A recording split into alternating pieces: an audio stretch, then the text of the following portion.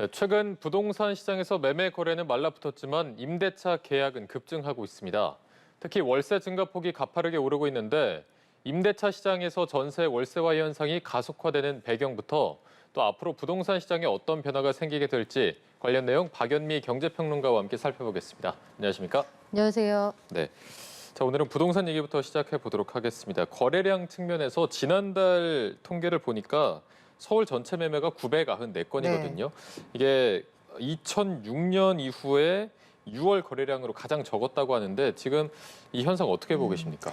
일단 고금리 시대라는 걸 가정을 하셔야 될 것 같고 조금 이따 임대차 시장도 말씀을 드리겠지만 금리가 상당히 이례적인 속도로 올라가고 있기 때문에 대출 규제가 있는 데다가 금리도 비싸다. 돈을 꾸기도 어렵고 꾼 돈을 갚기도 어렵잖아요. 네. 그러면 고금리 시대의 매매 시장하고 임대차 시장이 나뉘어서 고금리라는 원인에 따라 두 가지 현상이 달리 나타나는 건데 일단 매매 시장에서는 장기적으로 볼 때 거래가 안 된다는 건 결국 집을 사려는 사람이 적다는 거잖아요. 그러면 집값이 좀 떨어질 수 있겠다. 그러니까 수급 측면에서 그냥 단순히 생각해봐도 장기적으로 조금 더 기다리면 집값이 더 떨어지지 않을까 이런 기대감을 형성할 수 있는 시장인데다가 금리는 계속 올라갈 것 같고 현실적으로 사람들이 집을 사기에는 어떤 여건도 지금 우호적이지 않은 거죠. 그게 종합적으로 나타난 게 최저 거래량, 이 통계로 집계가 되는 이렇게 이해하실 수가 있겠습니다. 네.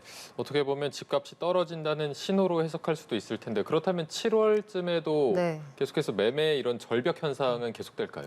일단 7월까지만 잘라서 물어보신다면 그렇습니다. 7월이라고 해서 더 급하게 거래량이 늘어날 어떤 이유도 없거든요. 네. 근데 다만 집값이 대세 하락기 접어들었느냐 아니냐 이건 단언하기가 어렵습니다. 시장은 결국 추후에 그때가 꼭지였구나 그때가 바닥이었구나 사후적으로 평가를 하게 되거든요. 네. 그러니까 지금 시장 상황을 단언한다는 건 지나치게 용감한 일인데 다만 과거 사례로 우리가 시간을 좀 돌려서 과거 사례에 미루어 비춰본다면 2008년 세계 금융위기 당시에 그 반포의 대단지 지금 굉장히 비싸게 팔리는 그런 네. 곳들이 지금 미분양이었거든요. 한때는 그래서 건설사가 이 중도금을 무이자로 해드릴 테니 가져가라 이런 시절도 있었습니다. 그런데도 사람들이 집을 사지 않았죠. 그러고 나서 대략 한 5년 정도 굉장히 약세가 이어지다가 이후에 8년 동안 집값이 올랐거든요.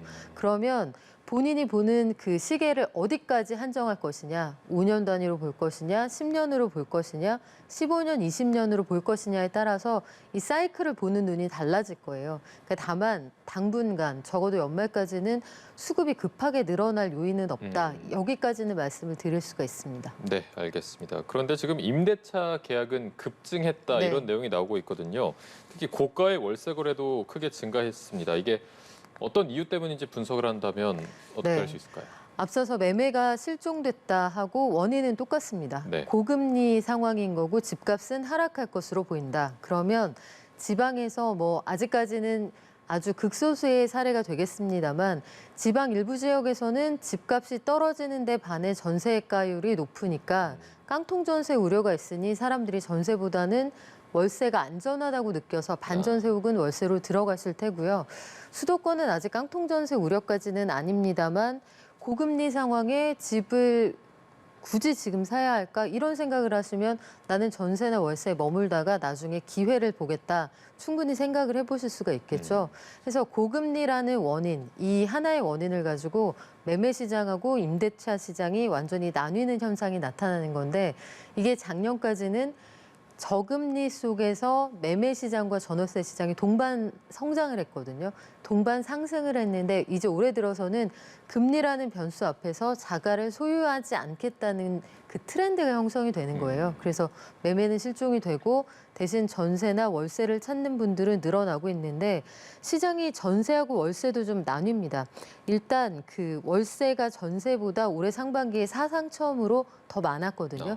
임대차 계약 전체에서 월세 비중이 전체 절반 이상을 차지했는데 사상 처음입니다. 53%를 차지했고 전세도 많아졌죠. 전세도 전세만 기준으로 놓고는 상반기 기준 사상 최대가 맞는데 매매를 많이 하시다가 작년까지는 작년하고 비교했을 때 이제 매매 수요가 많이 줄어들다 보니까 전세에서 난 좀 기다려볼래. 분양이나 아니면 추후에 집값 하락세를 좀 지켜볼래. 이런 분들이 늘어났다고 볼 수가 있고 그래서 상반기 전체로 보면 이 월세가 거의 폭증했다. 이렇게 설명을 드릴 수가 있습니다. 전세가 21만 8천 건이 좀 넘었는데 월세가 24만 6천 건이거든요. 이게 월세 비중으로 보신다면 2019년에는 전체 임대차 거래 중에서 월세 비중이 대략 42%, 2020년도 42% 수준인데 2021년에 44%를 약간 넘는 수준으로 올라갔고요. 올해 들어서 보면 말씀드린 대로 상반기에만 53%라고 말씀을 드리게 되니까 월세로 돌아서는 사람들이 상당히 늘어났구나. 이게 실제로 전세에서 내가 반전세로 돌린다 할 때 그 전환율이라는 게 있습니다. 네. 같은 돈의 전세금을 월세로 돌릴 때 몇 퍼센트로 쳐서 돌릴 거냐. 이게 대략 4%인데 은행에 돈을 끌어가면 전세에서 그 최상단 전세자금 대출은 이제 6%를 넘어서는 수준이거든요. 그러면 차주 입장에서는 선택을 하시게 되는 거죠. 그러면 내가 이 2%라는 갭이 있는데 최상단에서 빌릴 때는 집주인한테 4% 정도의 이자를 물고 돈을 내는 것이 은행 가서 6% 이자를 내고 돈을 꾸는 것보다 훨씬 간편하다. 그리고 실질적으로 이익이다. 이렇게 느끼실 수가 있잖아요. 현장에서 필요에 따른 선택인데 이제 다만 걱정스러운 부분이 있습니다. 우리 전세가 갭투기에 악용된다는 비판도 있지만 결국은 내 집 마련의 사다리 역할을 해온 것도 사실이거든요. 네네. 같은 돈이지만 임대차 그 전월세 자금을 대출을 받아서 만약에 이 원리금을 갚으셨다 하면 나갈 때는 본인 보증금을 받아서 나가시는 거지만 이제 집주인하고 나는 이 계약이 간편하다 나갔을 때는 그 소액의 보증금만 가지고 나가시게 되니까 이런 부분에 대해서 우려하는 목소리도 있습니다. 네, 사실 이 전세라는 제도가 우리나라에 있는 굉장히 특별한 제도라고도 할 수 있을 것 그렇죠. 같은데 지금 이렇게 월세가 전세를 앞지르는 현상이 더 가속화된다 이렇게 전망할 수 있을까요? 네, 실제로 그 건수로 봐도 그렇습니다. 2018년에 월세 거래량을 상반기 기준으로 말씀을 드리면 13만 6천 건 정도 됐거든요. 그런데 쭉 늘어나다가 지난해에는 10만 건을 약간 넘었어요. 근데 올해 상반기에는 이게 24만 6천 건 위로 늘어납니다.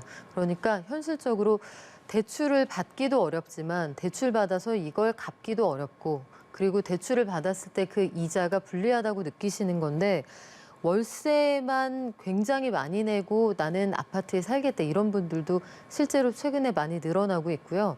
이건 뭐 좀 극단적인 사례이긴 합니다만 성수동의 소위 연예인 아파트라고 하는 T 아파트가 있거든요. 이쪽에서는 올해 1월에 그 84제곱미터 집이 2억에 570만 원짜리 월세가 나갔었는데 사실 이것도 놀랍잖아요. 네. 월세를 570만 원 낸다.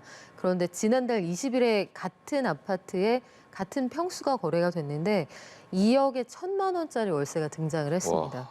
그래서 상반기 통계를 좀 종합을 해보면 한 달에 월세만 1,000만 원을 이상을 내고 살겠다 이런 계약 건수가 60건을 넘었어요. 그래서 거의 70건 가까이가 1,000만 원 이상 월세를 내는 계약이라고 하니까 이건 뭐 아주 소수의 사례이기는 합니다만 전반적으로 볼 때 월세가 참 많이 늘어나고 있구나 이런 것들은 짐작을 할 수가 있습니다. 네, 알겠습니다. 이런 전체적으로 부동산 하락장 신호가 나오는 가운데 다음 달에 이제 원희룡 장관이 네. 새 정부의 250만 원 플러스 알파 그 주택 공급 로드맵을 발표하거든요. 시장 반응은 어떻습니까? 사실 250만 호 얘기는 작년부터 꾸준히 나왔던 거고 대선 공약이기도 했잖아요. 네네. 근데 문제는 이 250만 호가 적시에 원하는 곳에 집중적으로 공급이 될 수 있을 거냐. 그러니까 몇 가지 문제점이 있습니다. 한 가지는 공급하려면 일단 택지를 조성을 해야 되는데 그럴 만큼 사람들이 원하는 지역에 조성할 수 있는 택지가 있느냐. 그리고 공사비가 지금 단기간에 굉장히 많이 올라 있는데 그렇다면 분양시장이나 매매시장이 가라앉고 있는 상황에서 물량이 쏟아져 나온다고 할 때 글쎄요. 이게 시장에서 사람들의 군중 심리인데 모두가 사려고 할 때 사면 비싸게 사지만 그때 사고 싶거든요. 네네. 그러니까 지금 부동산도 딱 마찬가지인데 주식도 마찬가지, 부동산 시장도 마찬가지. 전반적으로 자산 시장이 좀 가라앉아 있는 상황이어서 이게 실제로 시장에 공급될 즈음에는 또 다시 올라가는 측면이 아닐까 이런 우려도 있고 250만 호라는 게 사실 어마어마한 숫자입니다. 그리고 대다수를 민간에 맡기겠다는 건데 민간에서 이걸 정말 적극적으로 나설 것이냐. 그러면 여기에서 원하는 여러 가지 전제 조건이 있을 텐데 이게 부동산 시장 전반에 가격만 올려놓지는 않겠느냐 이런 우려도 있어서 구체적으로 정말 이렇게 와닿는 액션 플랜을 내놓지 않으면 아직까지는 이 매수 심리에 크게 도움은 안 될 것 같다는 생각이 듭니다. 네, 알겠습니다. 자, 저희가 다른 주제도 한번 이야기 나눠보도록 하겠습니다. 지난 10년간의 그 생산성 향상 정도와 비교했을 때 임금 상승이 좀 과도하다 이런 지적이 제기가 됐습니다. 얼마나 달라진 건가요? 자, 오늘 이 자료가 왜 나왔는지를 먼저 설명을 드려야 될 것 같아요. 네. 지금 대우조선해양 얘기는 저희가 마지막으로 준비를 하고 있는데 현장에서 노동자들과 사측 그리고 정부가 이견 속에서 대치하고 있는 상황이잖아요. 그런 상황 속에서 금속노조가 대규모 그 집회를 예고를 하고 있습니다. 그래서 오늘 거제도로 가겠다. 적어도 6천 명이 현장에 몰려가서 지지 집회를 하겠다. 이걸 앞두고 어제 경총이 입장문을 발표를 했고요. 경제계가 이렇게 어렵다는 걸 표현하기 위해서 오늘 전경련이 이 자료를 낸 거죠. 그러니까 양측의 여론전이 있는 상황이라는 걸 감안하시고 들어야 되는 상황인데 전경련이 내놓은 자료를 보면 그렇습니다. 10년 동안 1인당 인건비가 43% 넘게 증가를 했는데 같은 기간 동안 1인당 매출 증가율은 12.5%다. 그러니까 생산성하고 인건비 증가율을 단순하게 비교를 하면 생산성이 늘어나는 것에 비해서 돈을 더 많이 받아가는 속도가 거의 4배까지 빨랐다. 이 부분을 강조를 하고 싶은 거죠. 그런데 두 가지 측면에서 보셔도 될 것 같아요. 일단 상장사를 기준으로 했을 때 지난 10년의 변화거든요. 그러니까 2011년부터 2021년 사이에 상장사, 주로 대기업이 될 텐데 이 회사들의 임금 구조가 어떻게 달라졌느냐를 보시는 건데 시작점이 낮았을 수도 있어요. 2011년이라고 말씀을 드렸잖아요. 그러니까 2008년 세계 금융위기 이후에 임금 증가율이 그렇게 높지 않았거든요. 그 상황이 완전히 수습되기 이전이고 정부가 공식적으로 금융위기에서 탈출했다라고 선언하기 전이기 때문에 그때 당시 상황을 객관적으로 한 발 물러서서 본다면 당시 임금 수준 자체가 그렇게 높지 않았을 수 있습니다. 그리고 평균의 함정도 좀 고려를 하셔야 돼요. 여기서 업종별로 말씀을 드리면 여행사나 아니면 TV 방송 프로그램 콘텐츠를 제작하는 업종, 또 뭐 일부 건축, 엔지니어링, 기술 업종 이런 곳에서 전체 평균을 좀 끌어올렸는데 전체 평균이라는 건 모든 사람이 다 똑같이 그 숫자 안에 포함은 되지만 한 사람이 굉장히 많이 받았을 때도 올라갈 수 있는 거잖아요. 네. 그래서 전경련이 강조하는 바는 생산성 대비 인건비의 증가폭이 너무 가파르다. 이 부분을 강조하고 있는 건데 아마 노동자들은 생각이 좀 다르겠죠. 네, 지금 이런 자료가 나온 배경에 대해서 네. 대우조선해양 그 파업 사태를 얘기해 주셔서 이 얘기를 바로 해보도록 하겠습니다. 지금 49일째 네. 이어지고 있거든요. 일단 이렇게 길어지는 이유가 어디에 있습니까? 일단 하청노조하고 대화 테이블에 앉은 게 불과 며칠 되지 않았습니다. 그나마도 이제 그 대우조선해양 본청 지회에서 그 노조가 중재를 하면서 노사 그리고 정부 관계자들이 한자리에 모여 앉게 되었는데 그동안 대화에 지나치게 소극적이었다 이런 비판 좀 피할 수 없을 것 같고요. 근본적인 쟁점은 2016년, 2017년 당시 조선업이 극도로 불황이었을 때 임금을 대폭 삭감했는데 그 삭감된 부분을 이제는 다시 세계 1위 수주를 자랑하고 있으니 어느 정도 되돌려줬으면 좋겠다. 파업의 시장은 거기 있다고 보시면 돼요. 근데 구체적으로 말씀을 드리면 40대 중반의 숙련된 근로자가 2017년에 받았던 그 월급 명세서를 보면 대략 5천만 원 정도 명세서에 찍힙니다. 그런데 이게 올해 기준으로 오면 3,400만 원 정도가 되거든요. 그래서 1,600만 원에서 1,400만 원 정도 평균 임금이 삭감됐다는 거예요. 그런데 이 삭감을 놓고 노사 간의 입장이 엇갈립니다. 노조에서 이야기하는 바는 상여금을 깎았기 때문에 우리가 실질적으로 받는 그 임금이 연간 1,400에서 1,600만 원 정도 감소했다 이렇게 주장을 하는데 사측의 얘기는 전혀 다릅니다. 사측 얘기는 본청도 월급을 깎았다. 그러니까 하청에만 떠넘긴 게 아니다. 이런 얘기를 하나 하고 다른 한 가지는 뭐냐면 근로시간 자체가 줄었다라고 얘기를 하는 거예요. 그래서 양측의 논리가 부딪히고 있는 상황인데 일단 하청 노동자들의 입장에서 월급 명세서에 찍히는 돈이 줄어든 건 사실이거든요. 네네. 그런데 그때 당시에는 이게 노사 간에 합의가 됐습니다. 그러니까 워낙 업황이 좋지 않으니 구조조정 아니면 임금의 삭감을 선택해야 되는 상황이었다. 그런데 지금 노조가 하는 얘기는 다시 수주가 잘 되고 세계 1등이라고 하니 우리 월급을 그 전에 삭감되기 전의 수준으로 돌려줬으면 좋겠다 해서 나오는 얘기가 임금 30% 인상 얘기거든요. 근데 사실 노조 입장에서는 원래대로 복구해달라는 이야기인데 이 숫자를 한 번에 반영하기는 어렵다라고 해서 오늘은 그 노사 각각이 5%, 4.5%를 놓고 지금 어느 정도 인상을 할 거냐 이걸 거의 합의점을 찾아가고 있다 이런 속보가 좀 들려오는데 끝까지 좀 지켜봐야겠고요.